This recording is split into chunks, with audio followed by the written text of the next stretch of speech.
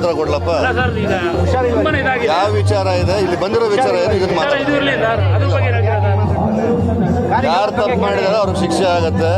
ಇಲ್ಲಿ ಯಾರೂ ಸರಿ ಇಲ್ಲ, ಎಲ್ಲರೂ ಒಳ್ಳೆಯವರು ಅಲ್ಲ. ಸುಮ್ಮನೆ ನೀವು ಇಲ್ಲದ ವಿಚಾರಗಳನ್ನೇ ಕೆದಕಿ ಮಾತಾಡ್ತಾ ಇದ್ರೆ ಅಲ್ಲೇನೂ ಇಲ್ಲದೆ ಇದ್ರೆ ವಸ್ತು ಉಟ್ಕೊಳ್ಳುತ್ತೆ. ನೀವು ಹುಟ್ಟಿಸ್ತಾ ಇದ್ದ ನಿಮ್ಮ ಉದ್ದೇಶ ಅದ? ಅಲ್ಲ ಸರ್, ನೀವೇನು ಮಾಧ್ಯಮದ ಉದ್ದೇಶ ಏನು? ಮಾಧ್ಯಮದ ಉದ್ದೇಶ ಏನು? ನಿನ್ನೆ ನಿಮ್ಮ ಸಂಘದಲ್ಲೇ ಮೀಟಿಂಗ್ ಆಯ್ತು ಸರ್. ಮಾಧ್ಯಮದ ಉದ್ದೇಶ ಏನು? ಇಲ್ಲ ಸರ್, ಏನಂತ ತೋರಿಸೋದು.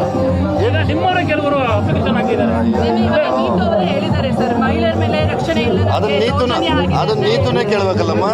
ಅಲ್ಲ, ನೀವು ಅವ್ರ ಜೊತೆ ಕೆಲಸ ಮಾಡಿದ್ದೀರಾ, ಸೊ ನಿಮ್ಗೆ ಏನಾದ್ರು ಯಾರಾದ್ರೂ ಬಂದು ಹೇಳ್ಕೊಂಡಿದ್ದಾರಾ ಈ ತರ ಹಾಗೆ? ನನಗೆ ಯಾರು ಹೇಳಿಲ್ಲ, ನನಗೆ ಆ ವಿಚಾರ ಗೊತ್ತಿಲ್ಲ.